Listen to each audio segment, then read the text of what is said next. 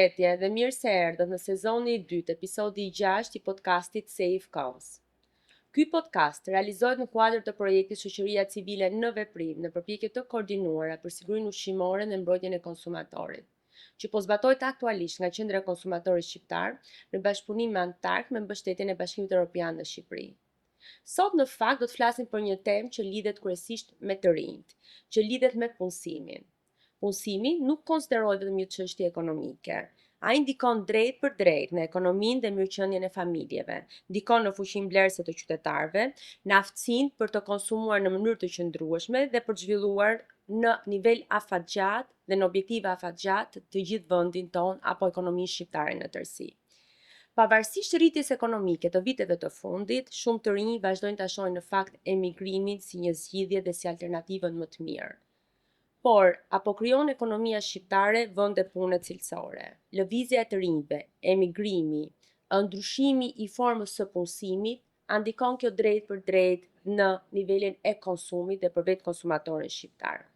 Jam shumë e lumtur që kam sot për të diskutuar në lidhje me këtë çështje zotin Leon Sasani, ekspert ekonomie. Mirë se erdhët. Përshëndetje Ersida, kënaqësi. Do ta nisim në fakt nga disa të dhëna statistikore, përkatësisht sipas raportit të UNDP-s në lidhje me normën e të rinjve që nuk janë në punë, në arsim apo në trajnim, e konsideruar si net me 2 Kjo normë ka rënë sipas këtij raporti në vitin 2022 ka qenë 25.2%, ndërsa aktualisht në vitin 2024 është 22.2%. Pavarësisht rënies së kësaj norme, pavarësisht raportit të përgjithshëm në krahasim me të dhënat nga Bashkimi Evropian, sigurisht që në Shqipëri kjo është një normë që është me nivelet shumë më të larta se objektivat afatgjata të Bashkimit Evropian kur ne synojmë të antarësohemi. Cilat janë faktorët ose si e vlerësoni ju që kanë ndikuar në rënien e kësaj norme? Pra janë politikat e punësimit, janë emigrimi, realisht po përmirësohet rregull i punës apo janë faktorë të tjerë? Ersida ka disa faktorë të cilët kanë sjellë këtë rezultat këtë shifër, por në overall, patjetër që Shqipëria ka një nivel më të lartë të papunësisë të rinjve, por edhe të asaj që ju përcaktuat si të rinj të cilët janë jashtë edukimit, jashtë trajnimit dhe jashtë punësimit, krahasuar jo vetëm me vendet e Ballkanit Perëndimor, por edhe me vendet të Bashkimit Evropian, sepse Shqipëria synon t'i bashkangjitet së shpejti vendeve të Bashkimit Evropian. Kemi një rënje, le të themi, të normës së papunësisë edhe të rinjve NEET, për shkak të garancisë rinore që po implementohet në vendin ton nga Bashkimi Evropian dhe implementohet në 3 bashki pilot. Patjetër që kjo e ka rritur, le të themi, shifrën në aspektin pozitiv, por në afatgjat ngelet sërish një sfidë për vendin ton. Në fakt, ne vëmë re që në raporte të ndryshme mendohen dhe jepen të dhëna ku thuhet që Shqipëria ka një rritje ekonomike të vazhdueshme. Pavarësisht kësaj, shohim të rinj të cilët largohen në forma nga ndryshme, të rinj që largohen për të edukuar, të rinj që largohen për një jetë më të mirë, apo dhe në forma të tjera jo formale, duke sjellë edhe të kurrje të popullsisë, besoj nga të moshës përgjithshme të popullsisë. Çfarë do të thotë kjo? A përkthehet rritja ekonomike në mirëqenie në këtë formë, apo është duke ndikuar në faktorë të tjerë? Në fakt, diskutimi që bëjnë sot të gjithë ekonomistët që i përkasin vendit ton, por edhe ekonomistët e Bashkimit Evropian, shohin disa përplasje mes indikatorëve kryesor të ekonomisë. Pra kemi në njërin krah rritje të ekonomisë, por në krahun tjetër kemi një dëshirë të rinjve për t'u larguar. Pra rritja ekonomike nuk përkthehet në më shumë shërbime për qytetarët, nuk përkthehet në më shumë mundësi për të rinjt dhe nuk përkthehet në një rritje ekonomike cilësore për shtresat vulnerabël. Duke qenë se kemi këtë lloj, le të themi, thyerje mes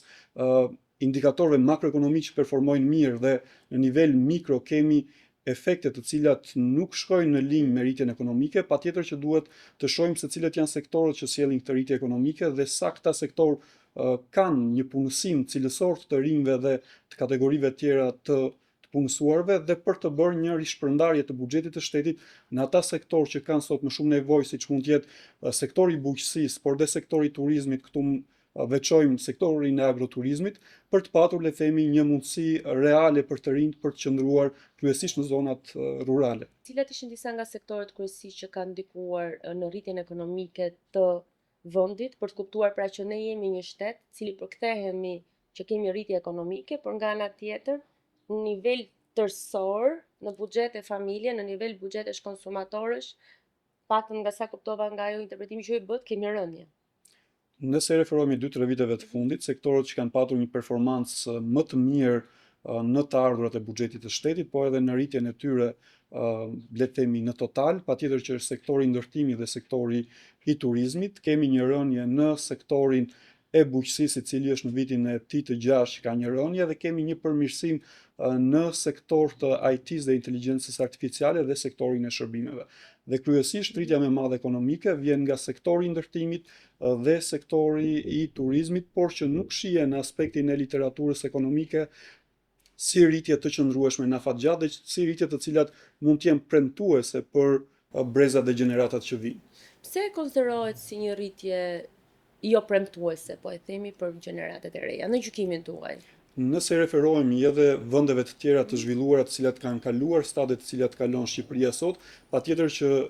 turizmi dhe ndërtimi kanë luajtur një rol të qëndrueshëm në rritjen ekonomike të këtyre vendeve, por kanë patur periudha të stagnacionit apo dhe të ndërprerjes në mënyrë të menjëhershme të aktivitetit të tyre, sepse tregu është i tillë dhe nuk ka më nevojë për ndërtime të reja apo dhe mënyra se si turistët lëvizin orientimin e tyre për të blerë paketa turistike, zhvendosin nga destinacioni A në një destinacion B. Kështu që në të ardhmen mund të kemi të lloj sfidash për vendin tonë dhe patjetër që duhet të orientohemi te një ekonomi që është prodhuese. Çfarë do përbënte në konceptin tuaj një ekonomi të qëndrueshme dhe më tej si mund të lidhet kjo me atë që konsiderohet si ekonomia blu apo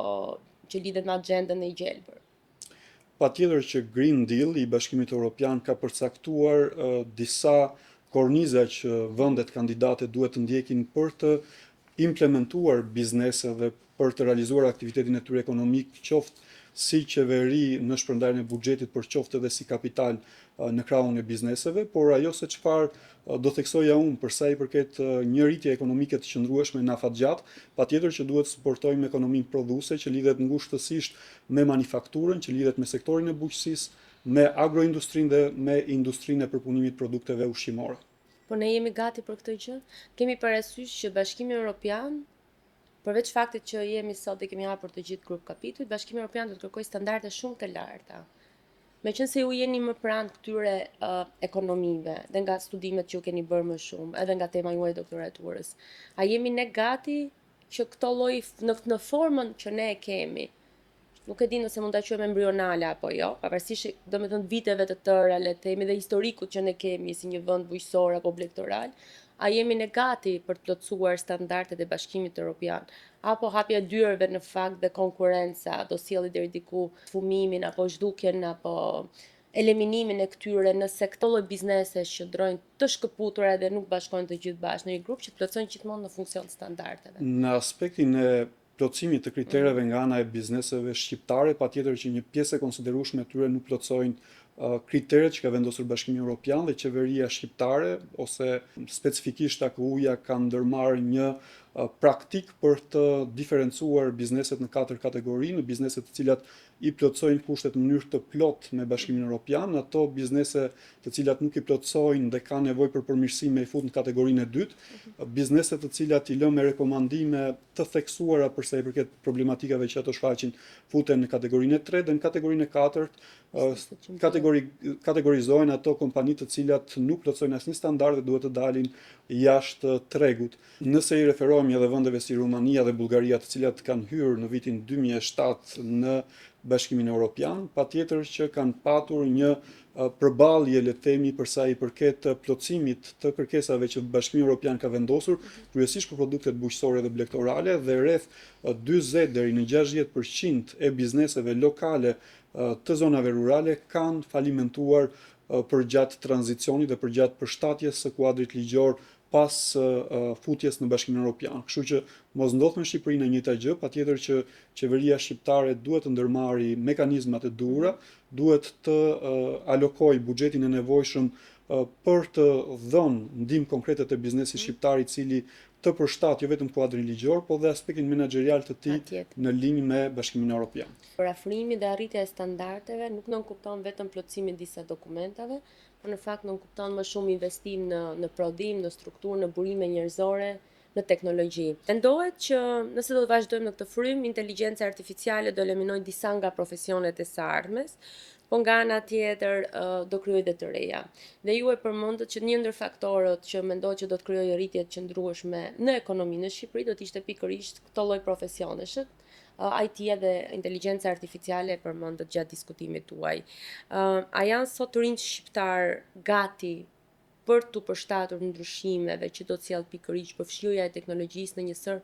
profesionesh, por vetë dhe inteligjenca artificiale? Ose edhe në rolin tuaj si pedagog, si e përdorin në fakt të rinjt për ta lidhur me punësimin, me ekonominë apo dhe arsimin inteligjencën artificiale?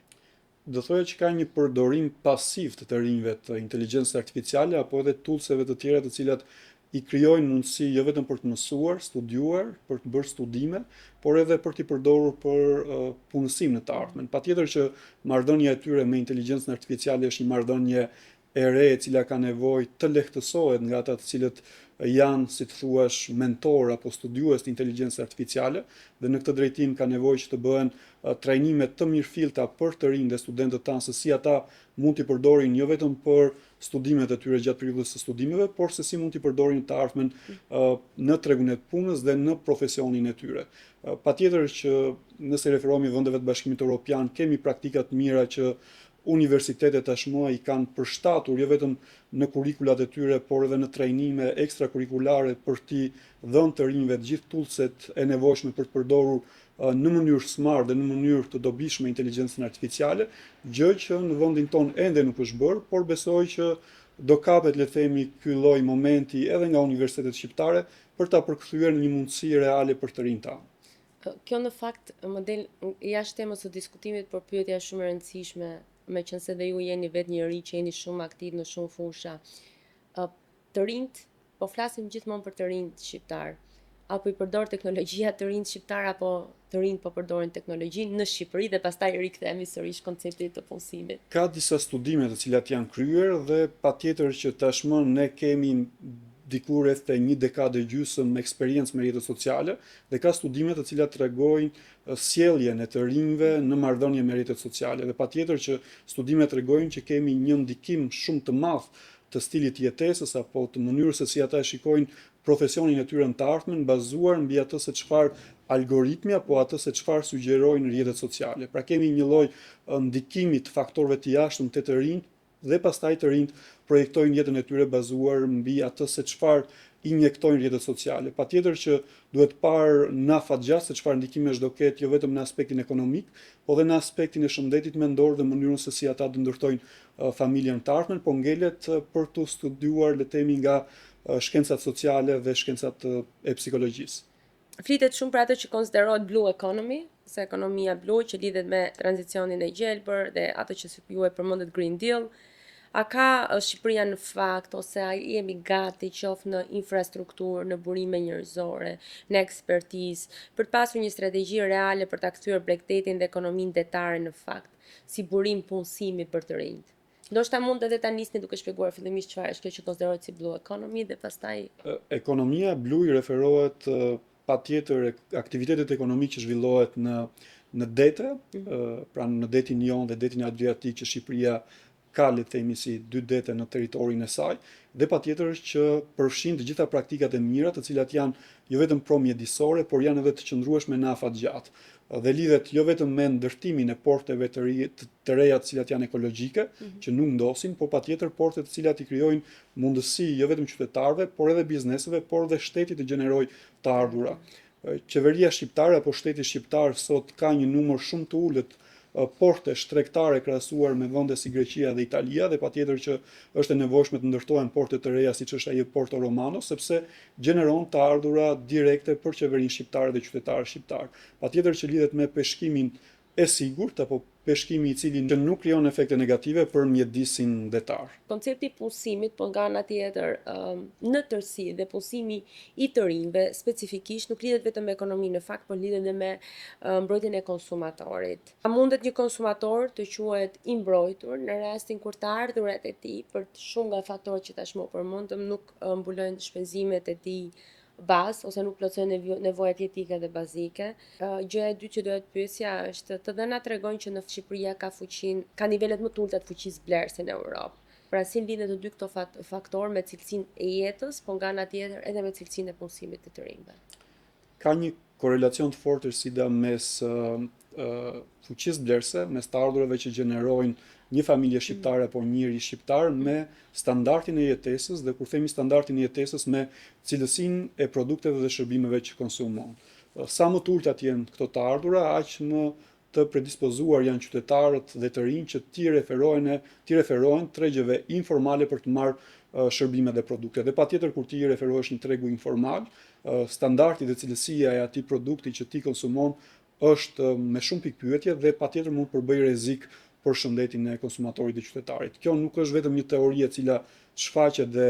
mund themi që aplikohet në vendin tonë, po patjetër që aplikohet në çdo vend të Bashkimit Evropian për ata qytetarë të cilët kanë një nivel të ulët të ardhurave, i drejtohen le të themi marketeve të cilat janë të dorës së tretë apo të dorës së dytë dhe jo të produkteve të cilët mund të jenë cilësi e parë. Shkon drejt asaj në fakt që studimet tregojnë që rreth 35% e studentëve shqiptar që studiojnë jashtë konsiderohen si pjesë e atij që fenomeni brain drain, duke mos u kthyer më në vend pas studimeve. Pra, përveç faktit që të rinjt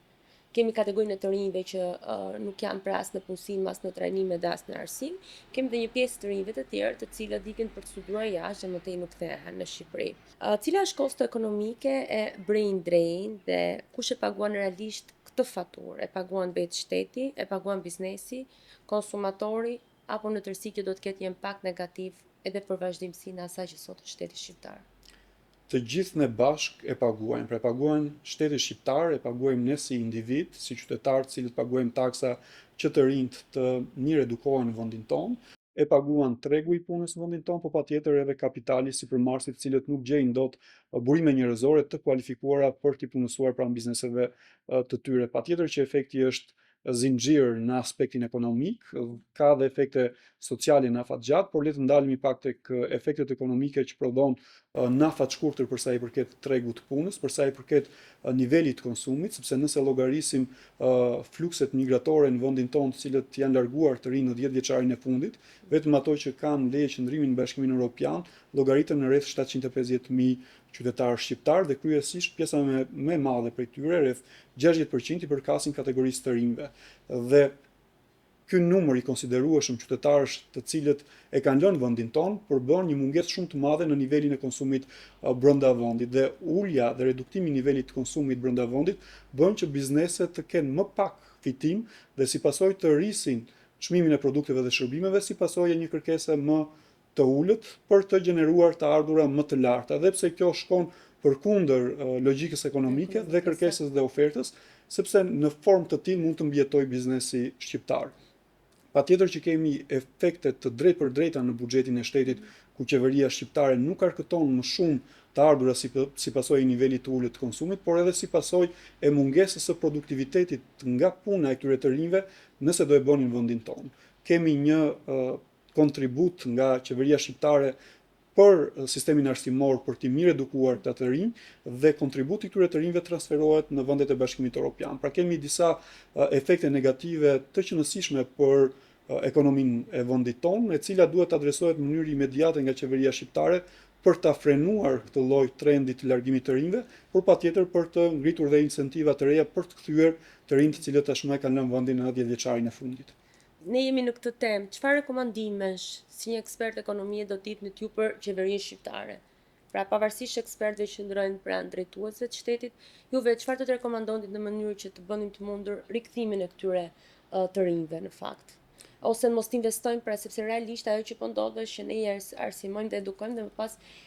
për aq kohë saktar rishkojmë për studime për në nivel bachelor, master apo dhe më lart. Ne në fakt po jemi duke furnizuar të tërë tregun evropian ose Bashkimin Evropian, jo vetëm me fuqinë kryesore punëtore, nëse kam sakt, por nga ana tjetër edhe me të rinj, për sa i përket moshës së popullsisë në tërësi brenda Bashkimit Evropian. Këtu kemi dy palë, një palë që janë të rinj të cilët duan të largohen dhe duhet të kuptojmë sjelljen e tyre pse duan të largohen, dhe nga ajo çfarë unë kam arritur të kuptoj përmes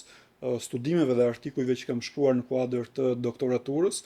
është niveli i ulët i pagës krahasuar me vendet e Bashkimit Evropian, janë kostot e larta të jetesës në vendin tonë, të cilat nuk justifikohen me nivelin e pagës që marrim, është mungesa e meritokracisë qoftë në sektorin publik por qoftë në sektorin privat, dhe patjetër kanë të bëjnë me shqetësimet të rinjve të cilat lidhen me respektimin e kontratës dhe respektimin e të drejtave të punonjësit në vendin tonë, qoftë për punën ekstra, qoftë për mënyrën e komunikimit nga ana e punëdhënësit. Dhe janë të gjithë këto faktorë të cilët e shtyjnë të riun për t'u larguar jashtë vendit. Kemi në krahun tjetër qeverinë shqiptare e cila besoj asnjë qeveri në botë nuk do donte që t'i largohen të rinjt, por nga krahu tjetër qeveria duhet të ndërmarrë politika konkrete për t'i mbajtur të rinj. Dhe patjetër një pjesë e madhe e të rinjve të cilët largohen sot vjen nga zonat rurale dhe një mbështetje e sektorit të bujqësisë me 5% të GDP-së të vendit tonë, patjetër që do ishte një shtysë e re që të rinjt të cilët janë sot aktualisht në zonat rurale të qëndrojnë, por të shërbejë dhe si një sinjal pozitiv që të rinjt të cilët janë larguar në vendet e Bashkimit Evropian të kthehen në zonat rurale, por pse jo edhe në qytetet të cilat kanë nevojë, le të themi, për inovacion dhe startupe të reja. Në vendet e nordike, një i ri mund të krojë kursime brenda pak viteve punë, ndërsa në Shqipëri a është kjo e mundur? Për gjithë faktorët, sepse dua që ta lidh edhe me brain draining, dua ta lidh edhe me edukimin dhe dua ta lidh edhe me këtë që u thatë për sa i përket mbështetjes që duhet japi shteti në funksion të këtyre të rinjve për të rikthyer ose të rinj që qëndrojnë për t'i mbështetur dhe nxitur që të vazhdojnë të punojnë aty ku janë. Patjetër, nëse ne bëjmë krahasim të Shqipërisë me vendet nordike, ka një lloj disbalance dhe një lloj disniveli. Ne duhet të njësojmë standardet para se të bëjmë krahasimet, por patjetër që ne synojmë të integrohemi në tregun unik të Bashkimit Evropian dhe duam të kemi të njëjtën qasje në shërbime, në cilësi apo edhe në trajtimin që bën, le të themi, pushteti lokal dhe pushteti qendror, ngjashëm nga vendet e Bashkimit Evropian dhe ngjashëm ne kërkojmë që vendi jon ta bëjë ndaj nesh. Por patjetër që nëse i referohemi vendeve nordike, një student atje nuk paguan për studimet e veta, merr mbështetje nga qeveria apo nga Ministria e Arsimit për periudhën e studimeve dhe ka një sër facilitetesh të cilat i krijohen për gjatë periudhës studimit, ku dhe mund të ketë mundësinë për të punësuar gjatë periudhës studimeve. Dhe po ashtu kanë dhe garancinë rinore, e cila garanton që të rinjt përgjatë studimeve ose pas mbarimit të studimeve mund të qëndrojnë në një fazë tranzitore jo më shumë se 3 deri në 6 muaj pa marrë një ofertë pune, pa marrë një training apo dhe pa marrë një internship. Dhe të gjitha këto praktika të mira që këto vende kanë implementuar bëjnë pastaj plus edhe nivelin e lartë të pagës që këto të rinj të kenë një lloj independence financiare në 3 apo 5 vite kur futen në tregun e punës. Dhe patjetër një qasje për qëndruar për shkak të mbështetjes, për qëndruar në vendin e tyre dhe jo për të emigruar. Absolutisht, sepse le të themi qëndrueshmëria financiare e një të riut pavarësisht vendit se ku jeton, kthehet në një motiv dhe një arsye më shumë që ai të qëndrojë në atë vend. Edhe pse në vende si Suedia apo Norvegjia dhe Finlanda mund të ketë lëvizje të rinjve, por lëvizja kryesore e tyre nuk bëhet për arsye ekonomike, por mund të bëhet për arsye të pikpamjeve të tyre se si e shohin jetën dhe ku e shohin ata të ardhmen për të ndërtuar familje. Po nëse krahasojmë këtë me vendet e Shqipërinë me vendet e rajonit, në gjithë këto elementet që folëm, për sa i përket konceptit punësimit, për sa i përket konceptit të emigrimit, për sa i përket brain drain apo ekonomisë së gjelbër, sepse të gjithë rrotullohen rreth punësimit të rinjve. Si është situata me vendet e rajonit? Pra, ku është niveli më i lartë i emigrimit, apo ku është niveli më i mirë i punësimit, apo mbajtja apo qëndrimi të rinjve në shtetet e tyre? Nëse bëjmë një analizë për Ballkanin Perëndimor, patjetër që problemet janë të njëjta dhe të ngjashme. Patjetër që Shqipëria ka një nivel më të lartë emigrimit krahasuar me numrin e popullsisë, sepse mund të ketë në nivel numrash, mund të ketë më shumë qytetarë nga Serbia të cilët emigrojnë, por në raport me numrin e popullsisë, duke qenë se ne jemi një popullsi me vogël në numër si ta, mbajmë numrin rekord të rinjve të cilët duan të emigrojnë. Në aspektin e performancës së ekonomisë, patjetër që Shqipëria ka një performancë pozitive në nivel general, por pikpyetja këtu ngrihet në mënyrën se si shpërndajnë të ardhurat që gjeneron qeveria shqiptare Në aspektin e punësimit, patjetër që normat e papunësisë mes vendit tonë dhe normat e papunësisë në të vendeve të Ballkanit Perëndimor, patjetër që janë aty, nuk është se kemi një diferencë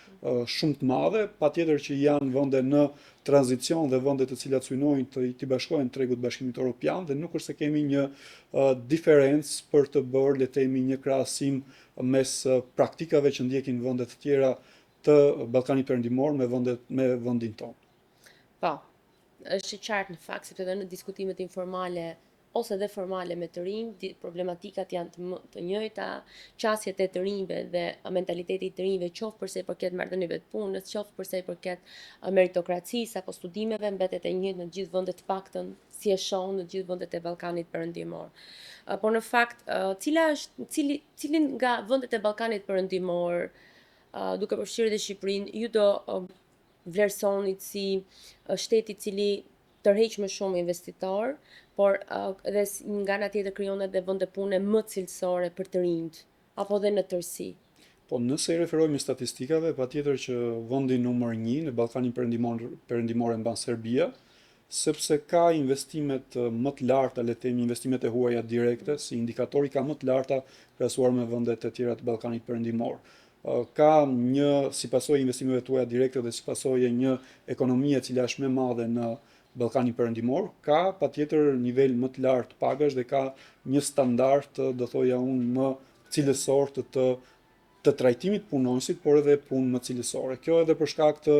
disa organizatave të cilat e shohin Beogradin si pikën qendrore dhe pikën fokale për të lidhur pastaj edhe pjesën tjetër të Ballkanit Perëndimor. Edhe Europën me pjesën tjetër, me kontinentin tjetër aziatik. Në fakt, për gjithë ata që janë shqiptarët detar, kjo është pak, besoj është pak, por e dhimbshme, pak e sigurt, por e dhimbshme për faktin që në fakt Serbia mbetet edhe si pika kryesore kyçe. Këto e shohim edhe në raport me, le të themi, me studimet apo edhe në raport me të drejtën që i jepet këtyre shtetasve për të qenë pjesë Patjetër, po mos marrëdhënieve të punës në qoftë në Bashkimin Evropian. Mos harrojmë edhe të shkuarën, duke qenë se ne kemi qenë për rreth 40 vite pjesë e një sistemi komunist ku nuk kemi patur mundësinë për të eksploruar dhe eksperimentuar qoftë me vendet përreth, por qoftë dhe me vende të cilat janë përtej Atlantikut, për të krijuar jo vetëm një know-how të ri, por për të krijuar dhe marrëdhënie biznesi. Ndërkohë që Serbia ka qenë më e hapur dhe më e madhe, le të themi, në aspektin e menaxhimit, sepse ka patur disa shtete dhe disa etni brenda saj për gjatë periudhës Jugosllavisë dhe ka përdorur të gjithë potencialin ekonomik të këtyre vendeve të cilat i ka patur në ombrellën e vet për të fuqizuar kryesisht Beogradin dhe Serbinë e cila është në territorin e sotëm. Patjetër që ne si Shqipëri kemi një potencial të jashtëzakonshëm për të marrë, le të themi, qendrën në Ballkan, jo vetëm për pozicionin gjeografik, jo vetëm për orientimin europerëndimor që ne e kemi tashmë, ndryshe nga Serbia e cila është, le të themi, orientuar edhe nga Rusia, por edhe nga perëndimi, ndërkohë që Shqipëria ka vetëm një orientim strategjik që është ai i Bashkimit Evropian dhe partner strategjik kemi SBA, kështu që besoj që nëse qeveria shqiptare ndërmerr politikat e duhura për të lehtësuar investitorët e huaj për sa i përket nivelit të taksimit apo dhe incentivave tjera mbështetëse, mund të kthehet në një vend realisht atraktiv për investimet huaja direkte, por edhe për të sjellë vëmendjen e të gjithë atyre organizatave të rëndësishme ndërkombëtare për të vendosur në Shqipëri. Por gjithmonë në rast se këto shpërndahen, sikurse përmendët më herët, në shërbime, në cilësi, në marrëdhënie pune për të gjithë qytetarët, për të gjithë shtresat që kanë nevojë apo të gjitha shtresat e tjera. Patjetër, sepse sado i madh jetë buxheti i qeverisë shqiptare apo i çdo qeverie, nëse ai nuk shpërndahet në mënyrë të drejtë tek qytetarët, pra nuk themi në mënyrë të barabartë, sepse nuk jemi në situatën e komunizmit, por në mënyrë të drejtë të shtresat më në nevojë, të sektorët të cilët kanë nevojë etike sot për një push të ri apo për një injeksion financiar të konsiderueshëm për të rigjallëruar dhe për të patur rritjen e dëshiruar ekonomike, patjetër që sado i madh jetë buxheti i shtetit do rishpërndaj pabarazi dhe nuk do rishpërndaj rritje ekonomike. I rikthemi sërish konceptit Bashkimit Evropian, e dim shumë mirë që Bashkimi Evropian është krijuar dhe themeluar mbi bazën kryesisht 4 lëvizjeve kryesore, 4 lirive kryesore, pra lëvizja e lirë e mallrave, lëvizja e lirë e shërbimeve, lëvizja e lirë e kapitalit dhe lëvizja e lirë e fuqisë punëtore. Nëse flasim sot për mesataren e papunësisë së të rinjve në Bashkimin Evropian, pra, por them sot i referohemi fundit të vitit 2025, ka qenë rreth 14.7%, pothuajse 15%, ndërsa Shqipëria mbetet gjithmonë në nivelet më të larta për sa i përket papunësisë së të rinjve, por edhe në tregues të tjerë.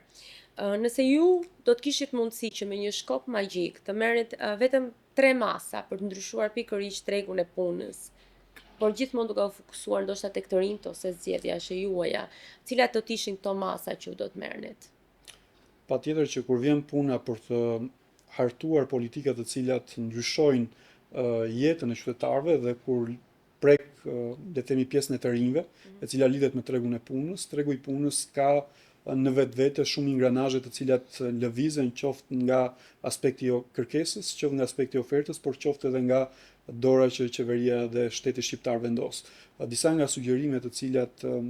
nuk i jap vetëm unë, po japin gjithë ekspertët e fushës ekonomisë, është një lidhje shumë e fortë mes sistemit arsimor, pra universiteteve dhe tregut të punës, që do të thotë universitetet duhet të përkëthejnë nevojat reale që kanë sot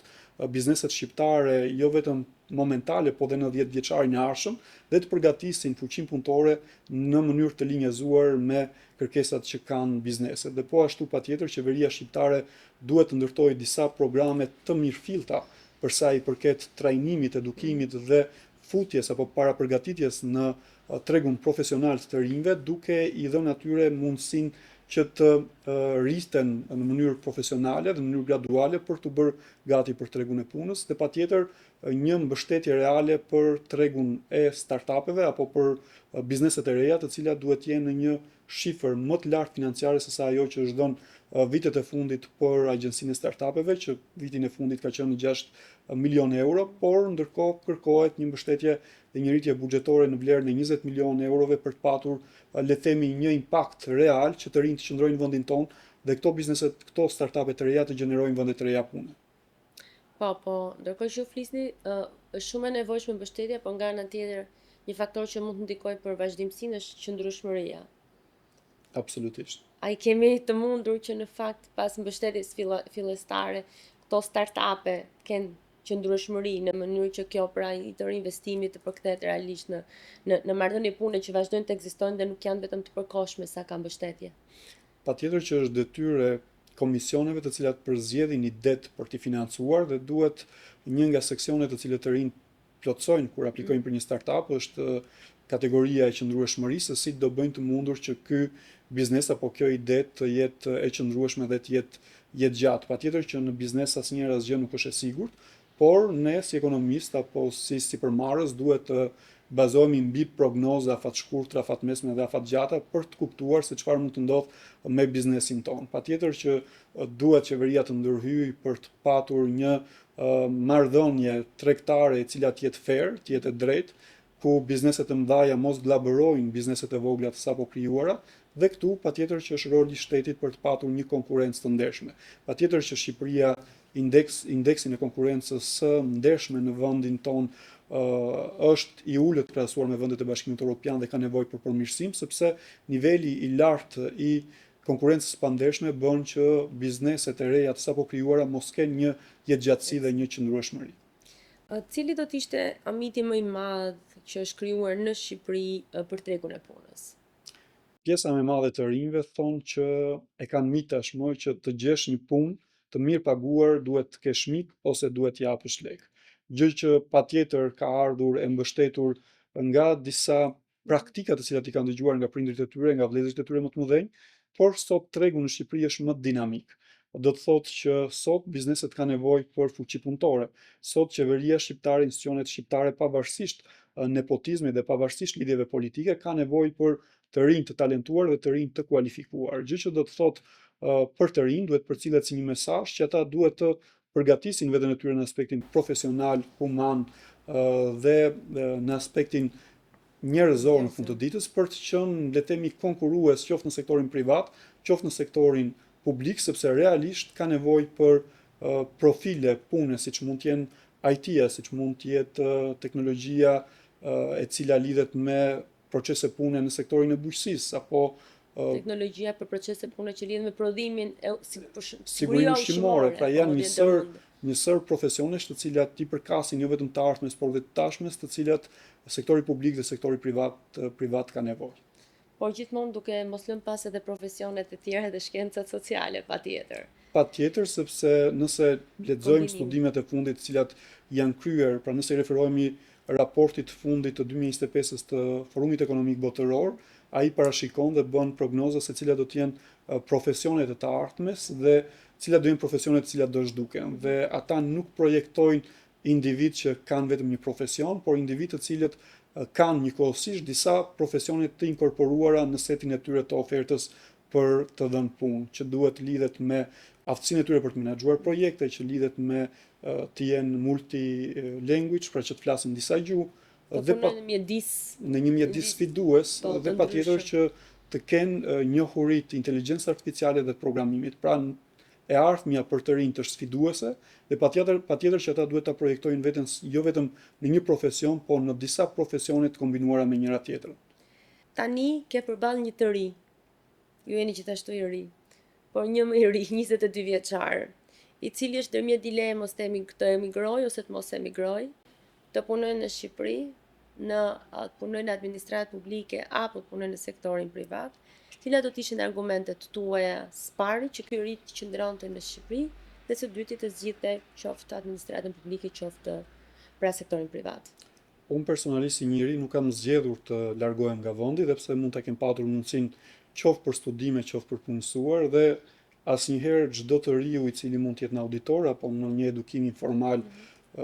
sepse ne të dy jemi pjesë e shoqërisë civile, asnjëherë nuk artikuloj zgjidhjen për të larguar nga vendi, por për ta parë vendin e tyre si një mundësi për të ndërtuar të ardhmen e tyre, qoftë si një punësuar, por qoftë edhe si i vetë punësuar me një startup apo me një ide të re. Patjetër që Shqipëria është një vend sfidues në aspektin e të gjeturit të vetes në kushte komode në tregun e punës, kur them kushte komode për të patur një pagë dinjitoze në një trajtim të ngjashëm me vendet e Bashkimit Evropian, por arsyeja kryesore pse këta të rinj duhet të rinë këtu është atë dashuria dhe të qenurit patriot, sepse nëse gjithsecili prej nesh do e linte vendin, patjetër që jo vetëm do i bënim një dëm të pakkthyeshëm vendit ton, por do i bënim një dëm të pakkthyeshëm edhe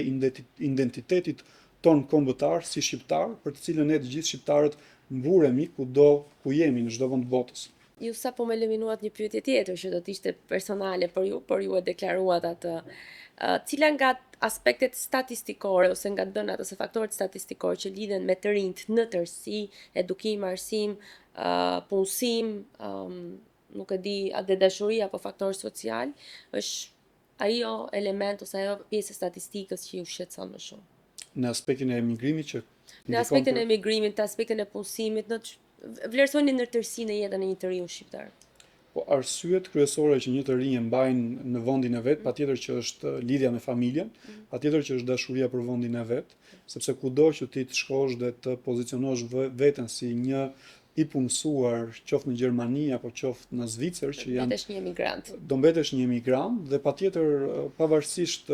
arritjeve të tua, sepse mos e mohojmë, kemi shumë të rinj apo breza të cilat i përkasin një gjenerate më të vjetër që kanë patur suksese, do thoja unë, shumë të admirueshme për të rinjt shqiptar sot, jo vetëm në fushën e akademisë, në fushën e mjekësisë, por në gjithë sektorët e këtyre vendeve, dhe patjetër që këto përkthehen si sinjale tërheqëse për të rinjt tanë për të emigruar, Si modele pozitive. si modele pozitive, por mos harrojmë që vendi guri i rënd është në vendin e vet, siç e kemi ne shqiptarët shprehen, por kemi dhe modele shumë pozitive në vendin tonë që ja kanë dalë të çajin pavarësisht sfidave që mund të kenë hasur, pavarësisht vështirësive të cilat sistemi i tyre të ballafaqon në mënyrë të përditshme, kanë arritur të kenë sukses. Dhe ne duhet të projektojmë këto modele të suksesit që janë gjeneruar në vendin tonë tek ata të rinj për t'i bërë ata të ndjerë, të motivuar që mos e lënë vendin dhe të qëndrojnë këtu.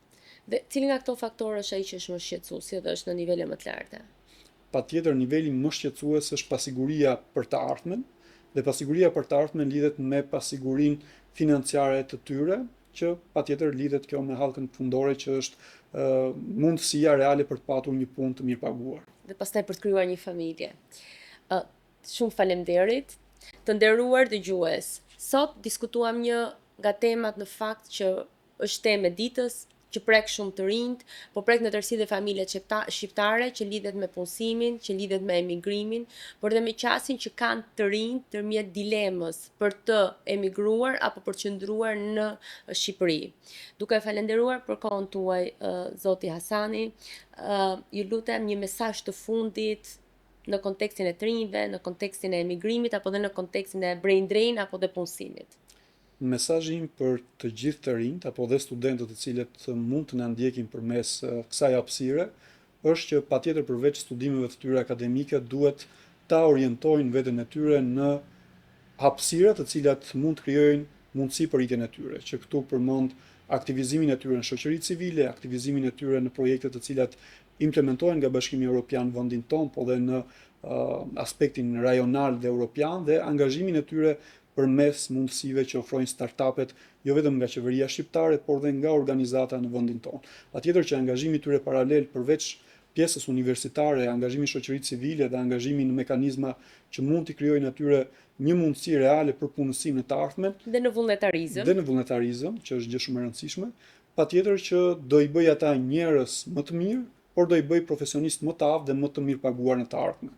Shumë faleminderit për mesazhin, është një njëjti mesazh që përcjellim edhe ne në auditore. Podcasti Safe Counts është një podcast që realizohet në kuadër të projektit Shoqëria Civile në Veprim, në përpjekje të koordinuara për sigurinë ushqimore dhe mbrojtjen e konsumatorit që po zbatohet aktualisht nga Qendra e Konsumatorit Shqiptar në bashkëpunim me Antark me mbështetjen e Bashkimit Evropian në Shqipëri.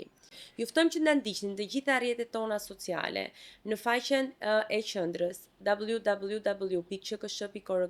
Ju ftojmë që na ndiqni në LinkedIn, në Instagram apo dhe në Facebook. Dhe si gjithmonë, mos harroni mesazhin ton. Një konsumator i informuar është gjithmonë një konsumator i mbrojtur. Prandaj ngrini zërin dhe mbroni të drejtat tuaja. Bashkë dëgjohemi në episodin e radhës. Faleminderit.